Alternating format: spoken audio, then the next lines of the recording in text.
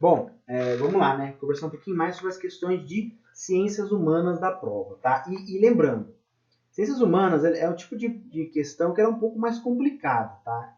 Enfim, você não necessariamente tudo que você estudou cai, certo? Porque humanas são matérias que são muito amplas, tá? Por isso que eu sempre falo nas aulas que você tem que ler muito mesmo para você aprender humanas, tá? Porque é uma matéria muito grande. Então, com certeza vai ter uma ou duas questões que vão cair onde você não vai saber, simplesmente. Mesmo que você tenha lido toda a apostila do Guia do Vestibulinho, mesmo que você tenha lido absolutamente, mesmo que você tenha feito todos os exercícios, sempre acontece isso. Porque humanas é uma matéria que por incrível que pareça, humanamente impossível você estudar tudo.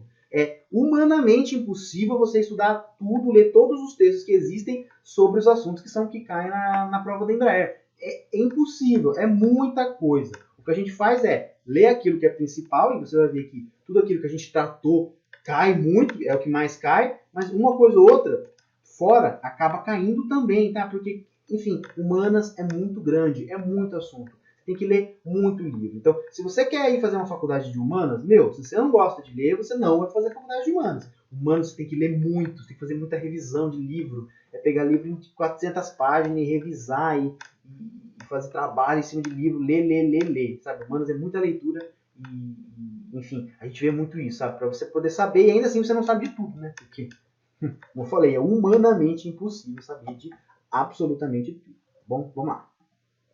Protestos violentos se repetiram na sexta-feira, 7 de julho, em Hamburgo, na Alemanha. Quase 200 policiais ficaram feridos e mais de 80 pessoas acabaram presas no dia da abertura da reunião do G20. As manifestações violentas fizeram Hamburgo amanhecer em chamas, no mesmo momento em que os chefes de Estado e de governo desembarcavam para o G20. De novo, manifestantes queimaram carros e enfrentaram a polícia em protesto. Tá? O G20 é formado por, né? E aí é uma questão de atualidades, né? Não tem jeito. É uma questão que você tem que estar sempre acompanhando o jornal para você entender um pouco melhor sobre essa questão. Tá? O G20 é o grupo formado pelos países do mundo mais ricos, certo? Os países mais ricos do mundo. São os 20 países mais ricos do mundo, tá? Então, vamos lá. Por países que defendem o fim dos blocos econômicos. Não. São os 20 países mais ricos do mundo. Qual que é o interesse deles em defender o fim de bloco econômico? Não tem nada a ver, né? Além disso, os caras estão na Alemanha. A Alemanha fica na União Europeia. Como é que o cara vai defender o fim da União Europeia na Alemanha? Até parece, né? O B, pelo grupo dos países mais industrializados do mundo. É a B. É a B mesmo. Mas vamos ver as outras? Pelo grupo de países considerados emergentes. Não, países considerados emergentes são os BRICS. Lembra lá que eu falei na aulinha de blocos econômicos? São os BRICS, não o G20. Tá? Não tem tanto país emergente assim no mundo, só um pouco. Por países que condenam a desvalorização das commodities. Não é isso. E com certeza eles não condenam a desvalorização das commodities. Né? Quando você desvaloriza commodity, você valoriza bem industrializado. Então, como são os 20 países mais ricos e mais industrializados do mundo, eles saem ganhando com isso. Tá? Então, é a B mesmo, beleza? Vamos lá. A questão está relacionada ao mapa a seguir. E aqui a gente tem um mapa sobre a mortalidade infantil, ó, taxa de mortalidade infantil em áreas relacionadas do mundo no 2015, tá? E aqui é Banco Mundial. E essa taxa é para cada 1.000 nascidos vivos. Tá? Então, a cada 1.000 nascidos vivos, por exemplo, 55 de mortalidade infantil quer dizer que 55 pessoas morrem. Então, a cada 1.000 crianças que nascem, 55 morrem antes de completar um ano. Tá? Isso que é a mortalidade infantil. E pelo que a gente pode ver, tem muita área aqui que está em branco. Tá? E a área que está em branco não tem legenda no mapa. Por isso a gente não pode falar nada sobre ela. Está em branco, a gente não sabe. O que a gente sabe é o seguinte, que as áreas mais escuras são as áreas que têm taxa de mortalidade infantil. São taxas de mortalidade infantil pequenas, que não são grandes taxas de mortalidade infantil, de 24 a 36. Tá? Quando a gente tem esse cinzinha, é de 36 a 55. É uma taxa de mortalidade infantil aí, mas é intermediária. E a gente tem taxas de mortalidade infantil realmente muito altas, né? Que são esse branco pintadinho, alguma coisa assim, que é maior de 55 mortes de bebês a cada 1.000 que nascem, beleza? Então, basicamente, o que está mostrando para a gente? Tá vendo? A Índia ela se encaixa aqui, ó, 36 a 55. Muito bom, não. A Bolívia tá bom. A Bolívia tá bom, tá melhorando. 24 a 36, tá? Na África aqui, ó, lógico, tá cheio de branco pintadinho, que é maior que 55%, tá? Mas mesmo que não tenha os pintadinhos aqui, tem os cinzas que também é ruim também. Não tá bom não, né? Apesar de que a gente tem alguns aqui na África do Sul, que são os países mais ricos da África, que estão aqui nesse patamar um pouco mais baixo, digamos assim, tá bom? A leitura do mapa e os conhecimentos sobre o mundo contemporâneo permitem afirmar que as taxas de mortalidade infantil destacadas no mapa evidenciam a existência de problemas ambientais provocados pelo aquecimento global. O mapa não fala nada de aquecimento global, não tem nada de aquecimento global e não evidencia nada relacionado ao aquecimento global. Está completamente errado. B. Resultam de fatores de ordem natural, como as secas pronunciadas e de ordem religiosa. Não, está espalhado por todo o mundo aqui. Aqui é o Oriente Médio, é a galera muçulmana, aqui é o pessoal da Índia, o pessoal hindu, aqui é o pessoal da África, que também tem um monte de religião, tem muçulmano, tem católico, tem tudo. Não tem nada a ver com ordem religiosa, não tem nada a ver com seca pronunciada, até porque aqui na Índia aqui a gente tem bastante água, aqui também a Bolívia está perto do Rio Amazonas, tem bastante água. Então não tem nada a ver. E além disso, o mapa não destaca nada disso. A leitura do mapa e os conhecimentos do mundo, a gente tem que meio que observar de acordo com a leitura do mapa e com nossos conhecimentos do mundo. Mas não fala nada disso. Ih, rapaz, não tem a C? Ih, rapaz, peraí, que tem alguma coisa errada aqui, viu?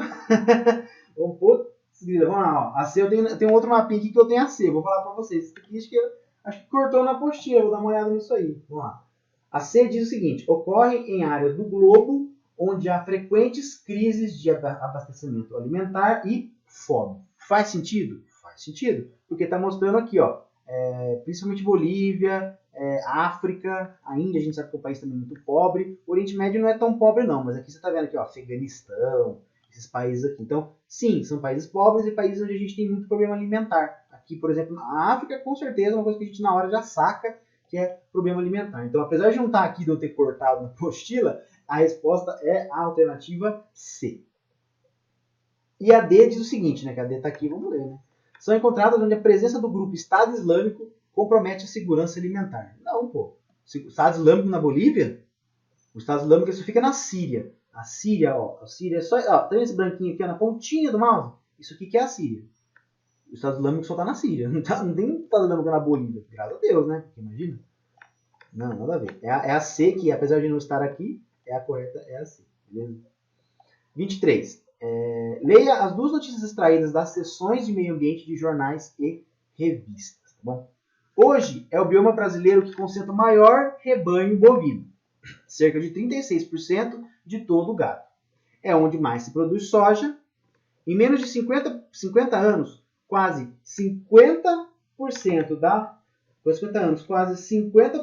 da vegetação original desapareceu. E 30% da área virou pasto. Foi um processo de desmatamento muito rápido, sem precedentes, que afeta também as maiores bacias hidrográficas que têm rios nascendo na região do bioma. Vamos lá para o segundo bioma. O Brasil perdeu 20% da área do bioma em 17 anos.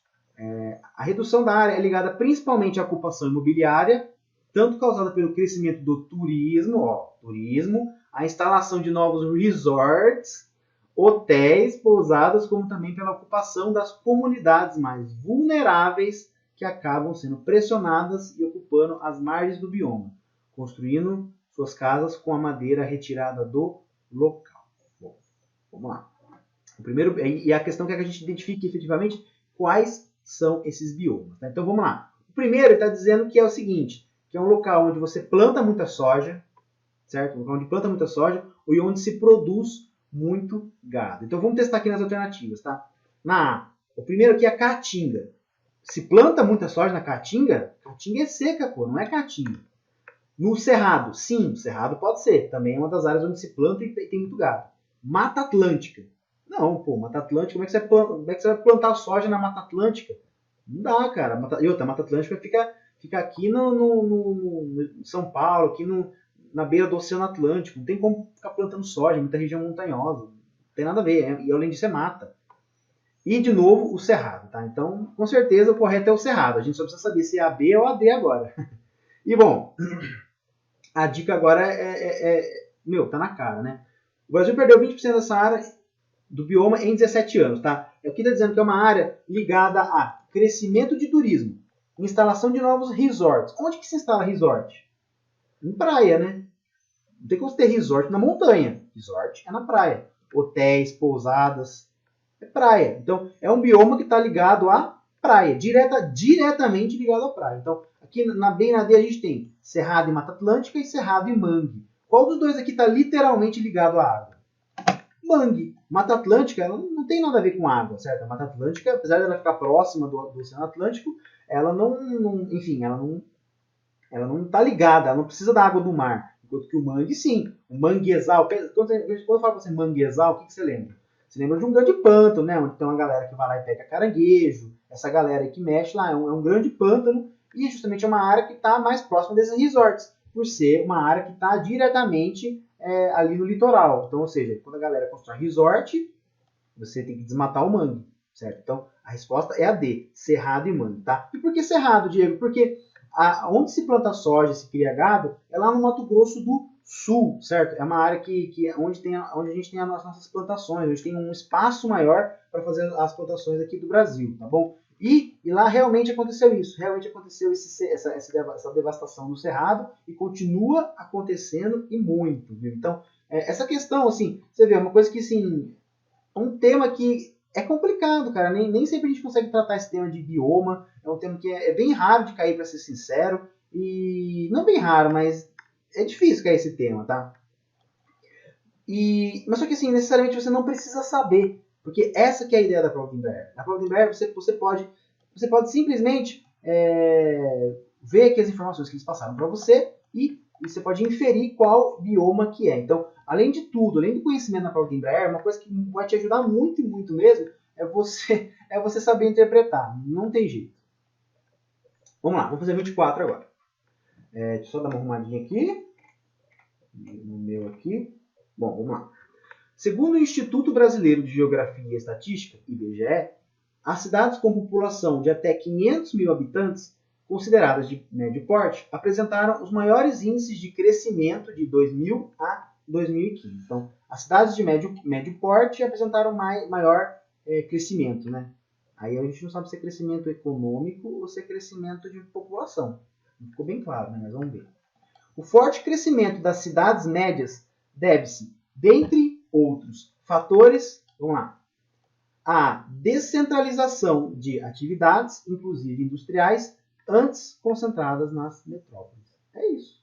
Por quê? Lembra lá da aulinha de industrialização e urbanização? O que atrai as pessoas para uma cidade? Por que uma pessoa vai morar numa cidade? Porque a cidade é linda? Não. As pessoas elas vão morar nas cidades porque essas cidades têm indústrias. Então, quanto mais indústria uma cidade tem, mais as pessoas migram. Então, se uma fábrica mudar de uma cidade para outra, todos os seus funcionários vão mudar dessa cidade para outra. Se eu instalo novas indústrias em uma outra cidade, a população que estava no campo ou a população que estava nas cidades próximas vai migrar para elas, tá? E basicamente é isso que acontece. Então, se teve movimento de pessoas para uma cidade, é porque teve abertura de indústrias. É sempre assim, sempre assim. Lembra lá da nossa aulinha de industrialização e urbanização. Bom, vamos lá então, né? Na questão aqui de número 25, a gente tem esse mapa aqui, que é um mapa que mostra assim, a ocupação de terras entre 1988 e 2010. Tá? E quando a gente entende por ocupação de terras, é quando alguém invade uma terra. Certo? Quando alguém invade uma terra. Aqui no sistema aqui não mostra muito se é ocupação pelo MST, ou se é uma ocupação por alguma outra pessoa, alguma coisa nesse sentido, mas são ocupações, invasões de terra, certo? E a gente percebe que tem muita invasão de terra aonde, né? Onde se tem menos terra.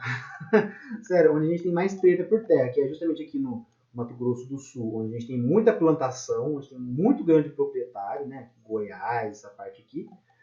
O Pará, que também tem muito grande proprietário, e o Nordeste também tem muito proprietário. Apesar de não ter muita plantação lá de fato, também tem muito grande proprietário. Não é à toa que lá é a terra dos coronéis. Foi, né? Ainda bem a terra dos coronéis. Vamos lá. A leitura do mapa e os conhecimentos sobre a dinâmica fundiária no Brasil permitem afirmar que as maiores ocupações de terra ocorrem nas áreas de baixa densidade demográfica do norte e nordeste. Do norte e nordeste. Olhando o mapa, ele permite identificar que as maiores ocupações de terra ocorrem nas áreas de baixa densidade demográfica do norte e nordeste?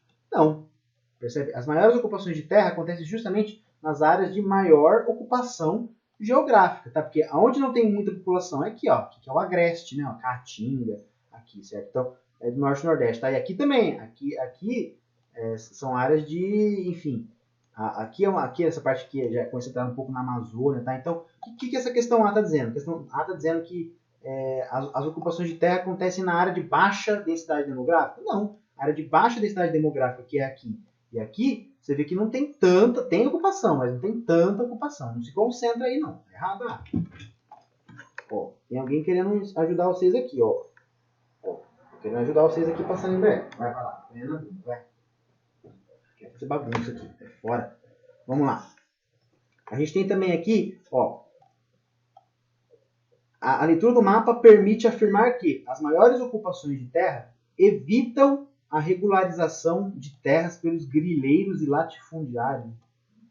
O mapa não fala nada disso, de grileiro, de latifundiário. Não tem nada a ver com isso de regularização de terra. Não fala nada. Não tem como a gente falar sobre isso, tá? Predominam nas áreas de forte pressão demográfica e de fronteira agrícola. Faz sentido, certo? Fronteira agrícola. Isso aqui meu Deus do céu, mas ó, quer ajudar vocês a passar, ó. Quer ajudar a passar. Tá vendo? O nome dela é Sereninha. Mas ela tá fazendo muita bagunça. Sereninha, não pode. Vai comer sua ração, vai. Oh, meu Deus do céu, assim não dá. Vamos lá. A gente tem aqui... Vamos lá, vamos voltar agora, porque a Sereninha tá me atrapalhando. Ó, predominam as áreas de forte pressão demográfica de fronteira agrícola. A resposta correta é a C. Por quê? Porque aqui, no sul do Mato Grosso do Sul, aqui essa parte, em Goiás, aqui tá, é a parte onde a gente tem mais fazenda. É a parte que tem a produção de soja. Aqui, ó, no Paraná, nessa parte do Paraná, também. Aqui, nessa parte aqui do Nordeste, a parte também onde a gente tem maior produção de um monte de culturas. É a parte onde a gente tem principalmente os latifundiários, tá? Essa parte aqui no Pará também. Então, você percebe que as ocupações de terra, elas estão justamente na área onde tem pouca terra, tá? Pouca terra em que sentido? Pouca terra disponível para o cara morar. É justamente os lugares onde estão os grandes proprietários. E os grandes proprietários, eles monopolizam as terras para eles mesmos. Eles não querem, eles não têm interesse em dividir, em vender parte da sua terra. Por isso que grande parte desses movimentos, provavelmente isso que deve ser um mapa do MST, faz ocupações nesses locais, para meio que bater de frente mesmo e tomar essas terras, certo? Então, a correta é a C. E a D? Fazem oposição às áreas tradicionalmente mantidas pelos quilombolas. Não tem nada de quilombola nesse mapa. Então, a resposta correta é a C. Beleza? Vamos lá para 25 agora. Como sistema de governo, o feudalismo englobava certo número de concepções básicas. Envolvia a ideia de que todo governo se baseia num contrato. Os governantes... Deixa eu baixar aqui. Os governantes devem concordar em governar dentro da justiça, de acordo com as leis, tanto humanas como divinas. Os súditos devem promover no caso, né, obediência, enquanto seus dirigentes governarem com justiça, certo? Então, a principal característica política do feudalismo era a descentralização do poder, pois o rei tinha pouca autoridade e, em troca de ajuda militar, cedia terras a membros da nobreza. É isso, é a A, certo? Lembra lá que quando a gente falou de feudalismo, que basicamente os nobres, o poder ficava na mão do nobre. A figura do rei, a galera nem sabia que tinha rei às vezes. A figura era do senhor feudal. Por quê? Eles estavam dentro do feudo do cara e eles tinham que obedecer o que o cara quisesse. Então, foi uma descentralização de poder. Apesar da gente ter a figura do rei, lembra? O rei ele ficava fora da cidade, ele ficava fora dos feudos, e o poder justamente era do senhor feudal. Até aí o rei fazia esse meio termo, né? Ele dava umas terrinhas ali e tal, e pegava uma ajudazinha militar também das tropas do senhor feudal, né? Lembra que os camponeses não só pagavam em comida para o senhor feudal, mas eles também emprestavam, entre aspas, digamos assim, os seus filhos para ficarem nos exércitos dos senhores feudais. Tá? Então, o senhor feudal ele tinha muito poder nessa época. Tá? Então, é a A. Mas vamos continuar lendo as outras aqui para te ajudar. B. A estruturação do poder em classes sociais que mantinham o clero e nobres em permanente disputa por terras e recursos vindo dos impostos. Tá? O clero e os nobres nunca disputavam terras. Os nobres davam terras dos feudos para o clero, porque eles tinham interesse em ter o clero ali mediando as relações entre os então povos bárbaros e os patrícios, né? Os patrícios que mais tarde virariam os senhores feudais. Então, a Igreja Católica fez esse meio termo aí, então eles eram muito bem aliados, inclusive. Tá? A política do feudalismo era a consolidação do poder real, que representava a segurança e a estabilidade dos feudos, frequentemente ameaçados pela partida das cruzadas. Não, cruzadas não, tem nada a ver não, entendeu? A consolidação do poder real, que representava a segurança e a estabilidade dos feudos, frequentemente ameaçados pela partida das cruzadas. Não, inicialmente os feudos, ninguém partia para lugar nenhum. Estava todo mundo preso dentro do feudo e não podia sair por causa dos bárbaros que estavam lá fora. Então as cruzadas elas foram só bem depois, quando a gente já começou a ter um pouco mais de abertura, tá bom? E os feudos eles não eram ameaçados pela cruzada. Né? Quando o senhor feudal tinha que mandar um exército para qualquer lugar que seja, inclusive por uma cruzada, isso não ameaçava o feudo, certo? Não ameaçava. Antigamente as pessoas tinham muitos filhos, não tinha televisão, então tinha sempre soldado novinho para o feudo lá, tá? D. A divisão do poder entre vassalos... aqui, ó, a principal característica política do feudalismo era a divisão de poder entre vassalos e suzeranos, que, em busca de segurança, se revezavam no comando das feiras e dos burgos.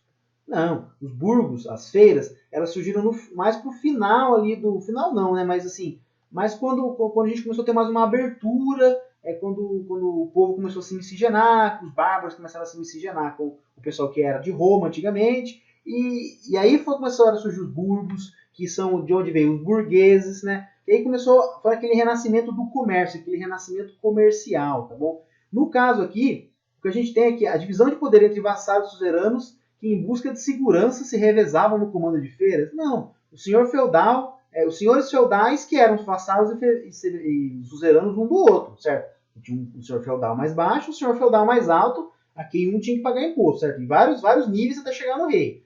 E eles não ficavam se revezando no poder. O suzerano era suzerano, o vassalo era vassalo. Tinha essa, tá? E além disso, eles não mexiam com feira e eles não mexiam com burgo, porque a atividade comercial era muito focada nos burgueses e na população em geral. Então, como eu falei para vocês, é a A. Vamos agora para 27. Leia o que um cronista escreveu a respeito dos motivos da presença dos colonizadores na América. Servir a Deus, a sua majestade, e dar luz àqueles que estavam nas trevas. E também ganhar riquezas, que é o que todos os homens geralmente procuram. Então, você vê que é meio irônico isso aí, né? Tipo assim. E vamos lá. Os motivos apresentados explicavam o tipo de colonização dos ingleses calvinistas na América do Norte. Não é bem assim não, tá? Porque assim, o que diz aqui na questão, né? O objetivo dos colonizadores, na verdade, era servir a Deus, a sua majestade, e dar luz àqueles que estavam nas trevas. Basicamente, levar a fé cristã para os índios. Né? Basicamente, é isso que quer dizer. E também ganhar riquezas, o que é que todos os homens geralmente procuram. Então, o texto ele deixa bem claro que essas primeiras coisas que ele fala é o que a galera antigamente falava. Não, eu estou colonizando para ajudar os índios. Eu estou colonizando para obedecer a minha majestade. Quando, na real, a galera queria fazer aquilo que está escrito na segunda frase, que é ganhar grana. Basicamente é isso. Mas eles justificavam falando que era para servir Deus, servir a majestade e o caramba. Mas não era. Era também, mas nem pouco, né? Vamos combinar. Vamos lá. Os motivos apresentados guiavam os franceses e holandeses que ocuparam o sul e o oeste da América do Sul. Não, holandeses e franceses, eles até tiveram alguns períodos de ocupação, lembra lá da aulinha de Brasil Colônia, né? Mas eles foi muito pouco, eles já chegaram, já foram expulsos, já não tinha muito que porquê isso não, tá bom? Destacavam o tipo de colonização que foi adotado pelos espanhóis e portugueses. Sim, isso mesmo. Tá? Os portugueses, eles queriam vir aqui para pegar as riquezas. Vamos lembrar que o Brasil ele era uma colônia de exploração. Então, a ideia era chupar todas as riquezas do Brasil e levar para Portugal, tá? O que é diferente, e os espanhóis também eram bem assim, tá? O que era diferente da América do Norte. Lembra que eu falei para você que os Estados Unidos, o Canadá, lá, aquelas coisas lá, aqueles países do norte, eles foram colonizados como colônia de habitação, não de exploração.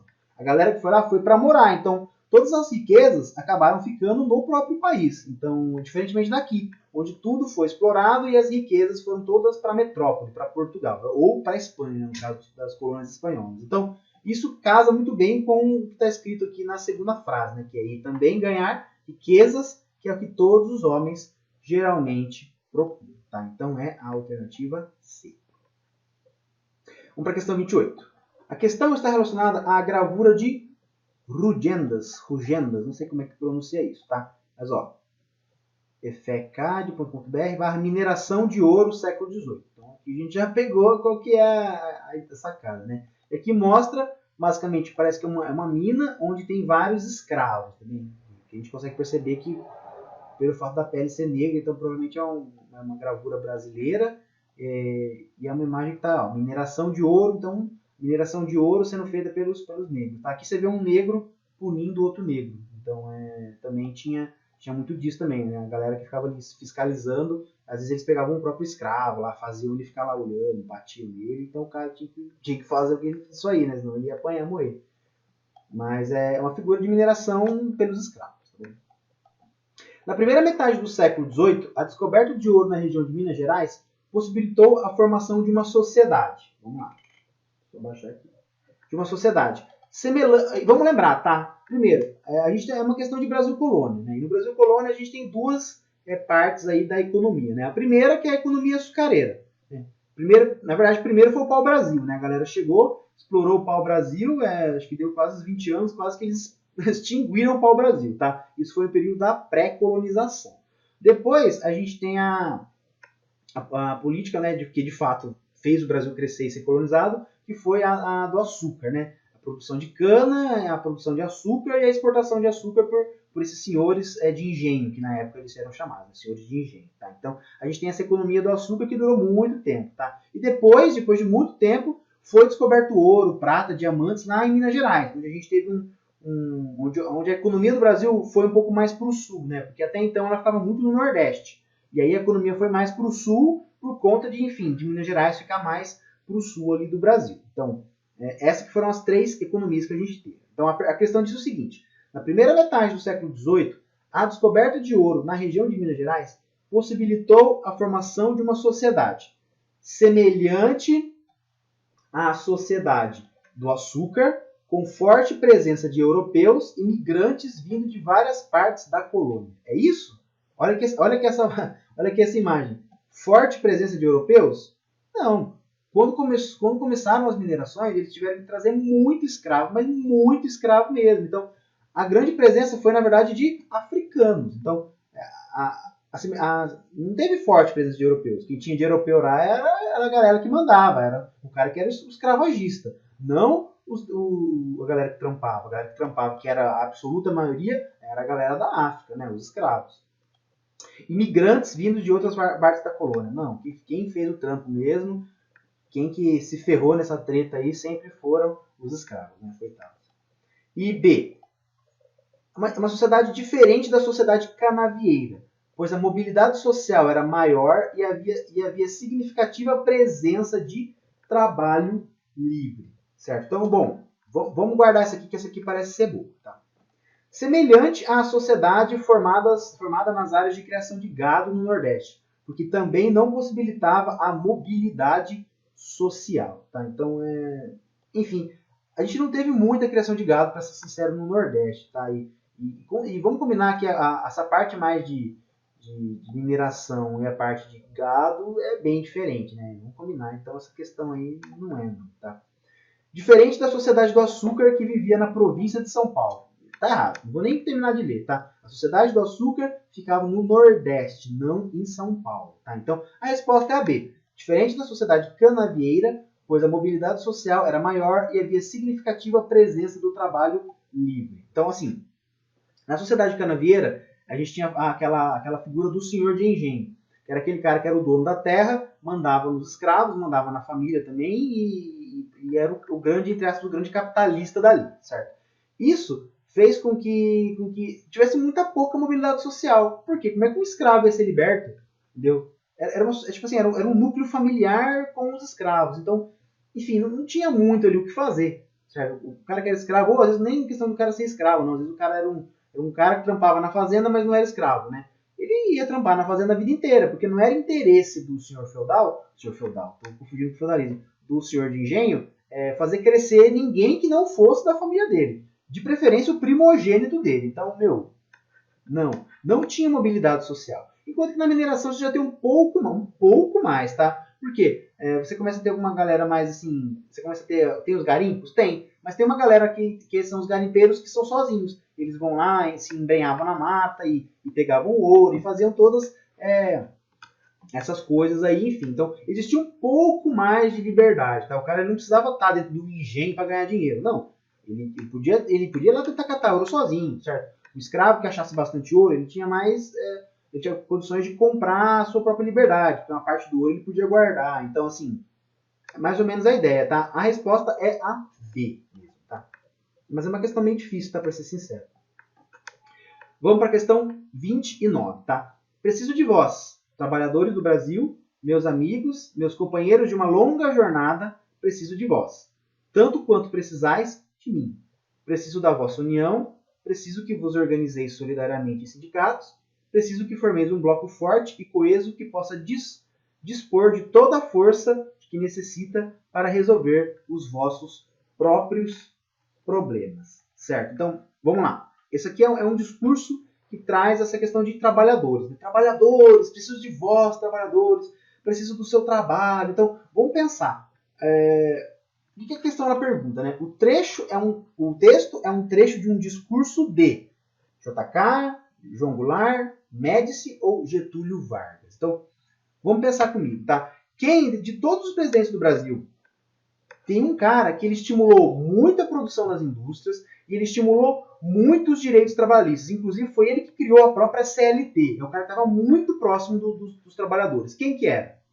Era o Getúlio Vargas, né? Lembra que foi o Getúlio Vargas que trouxe a indústria de base aqui para o Brasil, trouxe várias siderúrgicas, várias empresas, né, de cimento, sei lá, várias empresas de base, e que também implementou os direitos trabalhistas, tá? Então, no governo dele, inclusive até no próprio Estado Novo, onde foi um pouquinho mais autoritário e tal, ele sempre estimulou essa questão do trabalho. Sempre, inclusive dando direitos, inclusive fazendo várias reformas que até hoje ajudaram muito o nosso país. Então, com certeza, quem fez esse discurso foi o Getúlio, então, Getúlio Vargas, que buscava fortalecer os vínculos entre seu governo e os trabalhadores organizados em sindicato. Justamente toda essa parte de sindicato, inclusive, surgiu no governo dele. Então, com certeza é Getúlio Vargas, porque Juscelino Kubitschek ele não teve esse apreço aos trabalhadores, o João Goulart também não diretamente aos trabalhadores, tá? O João Goulart ele falava com a população inteira.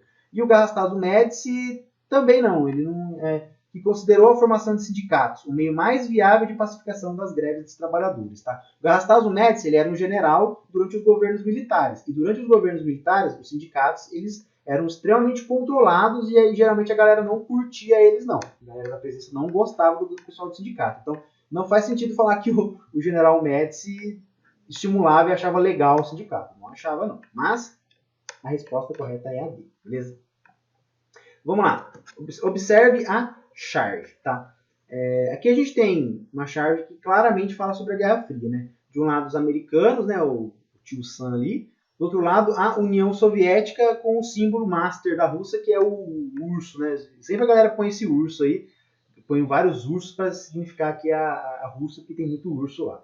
Então, basicamente é uma charge aí falando sobre a Guerra Fria, certo? A charge faz menção a um período da história contemporânea que caracterizou. Bom, vamos lá, vamos lembrar da Guerra Fria, né? O que foi caracterizada a Guerra Fria, né? Essa treta entre Estados Unidos e União Soviética, mas não necessariamente uma treta onde um país tentou invadir o outro. Não, nenhum país tentou invadir o outro. A União Soviética não tentou invadir os Estados Unidos e os Estados Unidos não tentou invadir a União Soviética. O que eles faziam? Eles ficavam influenciando a política dos países do mundo para cada vez mais eles terem mais países aliados a eles, para caso um dia acontecesse uma guerra nuclear, houvesse uma mínima chance deles conseguirem fazer seu país sair vivo, certo? Então, enfim, basicamente essa que é a ideia, tá? A gente está falando aqui de uma disputa entre duas ideologias, capitalismo e socialismo, tá? Então vamos ler as alternativas. Pela disputa tecnológica entre europeus ocidentais e norte-americanos, que pretendiam avançar nas pesquisas aeroespaciais. Não. A disputa está claramente aqui entre Estados Unidos e União Soviética, não entre europeus ocidentais. Europeu ocidental é tipo França, Inglaterra. Essa galera sempre foi aliada dos Estados Unidos, nunca disputou nada dos Estados Unidos. B. Pelo enfrentamento econômico e político-ideológico entre norte-americanos e soviéticos pelo domínio de grandes áreas do planeta. É isso. A gente tem lá os Estados Unidos, a gente tem lá a União Soviética, os dois sentados no planeta. Quer alguma coisa mais clara para essa questão do que isso? Com certeza é a questão B. Certo? Então, essas foram as questões de humanas, tá? Você vê que elas são difíceis, elas não são fáceis. Por quê? Você precisa ler muito, mas assim, muito mesmo. Então, não importa quantas aulas você assista, não importa quantas aulas eu te dê, você sempre vai ter que ler, porque grande parte das coisas que caem em humanas é pura leitura. Você tem que ter um conhecimento de mundo muito grande e a gente só consegue isso lendo, tá? Lendo o que, Diego? Lendo jornal, lendo livros que falem um pouco de história, vendo bastante documentário, que hoje em dia na Netflix tem fácil, e é legal, e os documentários da Netflix são legais pra caramba. Então, essa é a dica que eu dou pra você. Na hora de estudar para humanas, leia. Leia, leia, leia, leia, e é isso que, enfim, que faz com que a gente passe em humanas.